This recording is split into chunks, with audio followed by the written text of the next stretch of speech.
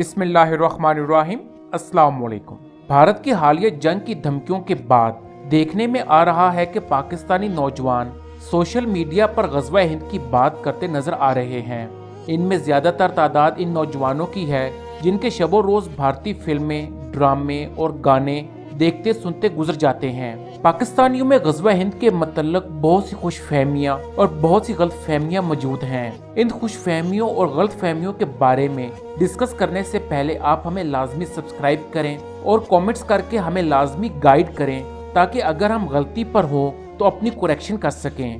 احادیث کی روشنی میں یہ بات تو ثابت ہو گئی ہے کہ غزوہ ہند برحق ہے اور ضرور برپا ہوگی، لیکن سوال یہ پیدا ہوتا ہے کہ اس جنگ کو غزوہ آخر کیوں کہا گیا؟ غزوات تو نبی کریم صلی اللہ علیہ وآلہ وسلم کی زندگی میں ختم ہو چکے ہیں، اور غزوہ اس جنگ کو کہا جاتا ہے جس میں نبی کریم صلی اللہ علیہ وآلہ وسلم خود شریک ہوں۔ نبی کریم صلی اللہ علیہ وآلہ وسلم کے بعد صحابہ کے دور سے لے کر اب تک کسی جنگ کو غزوہ نہیں کہا گیا، حتیٰ کہ امام مہدی کی قیادت میں لڑی جانے والی جنگ کو الملاحم کہا گیا ہے، غزوہ نہیں۔ ہند کی جنگ کو غزوہ اس لیے کہا گیا ہے کہ اس میں نبی کریم صلی اللہ علیہ وآلہ وسلم روحانی طور پر خود سرپرستی فرمائیں گے۔ بہرحال غزوہ ہند کے بارے میں ہم ایک بہت بڑی غلط فہمی کا شکار ہیں جسے دور کرنا بہت ضروری ہے۔ سب سے پہلے یہ بات سمجھ لیں کہ پاکستان اور بھارت کے درمیان ہونے والی ہر جنگ غزوہ ہند نہیں ہے۔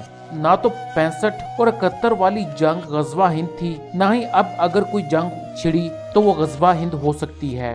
ابو ہریرہ رضی اللہ عنہ سے روایت ہے کہ ضرور تمہارا ایک لشکر ہندوستان سے جنگ کرے گا، اللہ ان مجاہدین کو فتح عطا فرمائے گا، حتیٰ کہ وہ ان ہندوؤں کے بادشاہوں کو بیڑیوں میں جکڑ کر لائیں گے اور اللہ ان کی مغفرت کرے گا۔ پھر جب مسلمان واپس جائیں گے تو عیسیٰ ابن مریم کو شام میں پائیں گے۔ ابو ہریرہ نے کہا، اگر میں نے اس جنگ کو پایا تو نیا پرانا مال سب بیچ کر اس میں شامل ہوں گا، پس جب اللہ فتح دے گا اور ہم واپس ہوں گے تو میں عیسیٰ کو شام میں پاؤں گا۔ اس پر میں بشوق ان کو بتاؤں گا کہ میں اے رسول اللہ آپ کے ساتھ تھا۔ اس پر رسول اللہ صلی اللہ علیہ وآلہ وسلم مسکرائے اور ہنسے اور کہا، بہت مشکل، بہت مشکل۔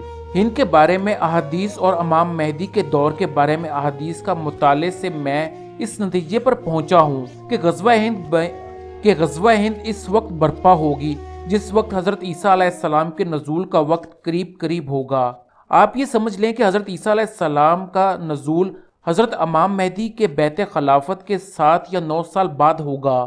آپ اس کو ایک مثال سے ایسے سمجھ لیں کہ اگر فرض کریں حضرت امام مہدی کی خلافت 2020 میں قائم ہو تو اس حساب سے غزوہ ہند 2025 یا 2027 کے درمیان برپا ہوگی۔ یہ صرف مثال دینے کے لیے سال بتایا گیا ہے، حقیقت میں کب ہوگا یہ اللہ بہتر جانتا ہے۔ نعیم بن حماد کی کتاب میں موجود حدیث کے مطابق غزوہ ہند میں مسلمان جب ہندوستان کے حکمرانوں کو زنجیروں میں جکڑ کر لائیں گے، اس وقت وہ شام میں حضرت عیسیٰ علیہ السلام کو پائیں گے۔ جب شام میں امام مہدی کی قیادت میں جنگ برپا ہوگی اور وہاں مسلمان اس عظیم ترین سعادت سے مستفید ہو رہے ہوں گے تو یہاں مشرقی جانب کے مسلمان کہیں اس عظیم سعادت سے محروم نہ رہیں، تو ان کے لیے اللہ پاک نے بالکل اسی دور میں غزوہ ہند کا تحفہ رکھا ہے کہ یہاں کے مسلمان اپنے پیارے نبی کی روحانی قیادت اور سرپرستی میں افضل ترین جہاد اور افضل ترین شہادت کی سعادت حاصل کر سکیں، اسی لیے اسے غزوہ ہند کہا گیا ہے۔ اس کے علاوہ پاک بھارت کے درمیان ہونے والی کسی بھی اور جنگ کو جہاد عظیم کہا جا سکتا ہے، غزوہ ہند کہنا درست نہیں ہے۔ دوسری ایک اہم بات بتاتا چلوں کہ کوئی بھی عظیم سعادت آزمائش کی بھٹی سے گزر کر کندن بنے بغیر نہیں ملتی۔ اگر لوگ یہ سمجھتے ہیں کہ فیس بک پر بیٹھ کر انگلیاں چلا کر ظلم اور ستم بھرے جمہوری نظام میں اپنا حصہ ڈال کر، سود کھا کر، جھوٹ بول کر، ظلم دیکھ کر خاموش ہو کر، ملاوٹ کر کر، ناپ تول میں کمی کر کے، نمازیں غارت کر کے، فلمیں گانے اور ناچ گانے کر کے، شرابیں پی کر اور دنیا کا ہر برا کام کر کے بھی غزوہ ہند کی سعادت نصیب ہو جائے گی تو ان لوگوں سے بڑا بے وقوف اور کوئی نہیں۔ کیا آپ سمجھتے ہیں کہ جہاں چھوٹی معصوم بچیوں کو گینگ ریپ کر کے بعد میں قتل کر دیا جاتا ہے اور ظلم و ستم کا نظام اس طرح قائم و دائم رہے، ظالم دندناتے پھریں اور عوام خاموش تماشائی بنی رہے، ایسی قوم اس قابل ہے کہ اسے غزوہ ہند جیسی عظیم سعادت سے نوازا جائے؟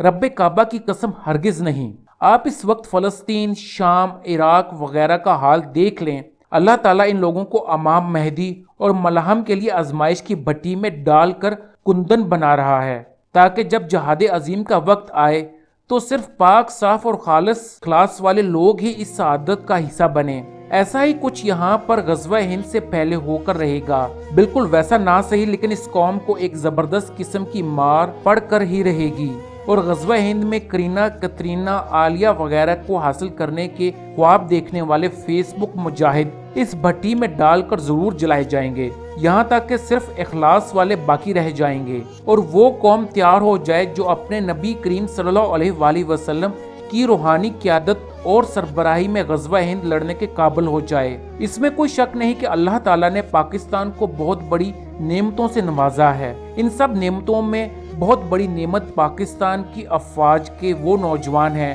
جو ہر وقت دشمن سے نمٹنے کے لیے تیار بیٹھے ہیں۔ یہ لوگ غزوہ ہند کے صفحہ اول کے سپاہی ضرور ہیں، لیکن عوام کی مجموعی بدعمالیاں دنیا کے بہترین افواج کے ہونے کے باوجود اللہ کے عذاب کو نہیں ٹال سکتی۔ وہ کون سا گناہ ہے جو پاکستان میں نہیں ہوتا؟ وہ کون سا ظلم ہے جو پاکستان میں نہیں ہوتا؟ پھر ہم میں ایسی کون سی خاص بات ہے جو ہمیں آزمائے بغیر ہی اتنی بڑی سعادت سے نوازا جائے؟ اللہ کا واسطہ ہے، آنکھیں کھول لیں، اس سے پہلے کہ آپ آنے والی سخت آزمائش میں سرخرو ہونے کے بجائے جل کر بھسم ہونے والوں میں سے شامل ہو جائیں۔ اللہ اس ملک کی حفاظت کرے، آمین یا رب العالمین۔ اس ویڈیو کو اپنے پیاروں تک لازمی شیئر کریں تاکہ پاکستانی عوام جان سکے کہ غزوہ ہند میں شامل ہونا کوئی آسان بات نہیں ہے۔ اگر معلومات میں کچھ غلطی ہو گئی ہو تو لازمی کامنٹ کریں تاکہ ہم اپنی کریکشن کر سکیں۔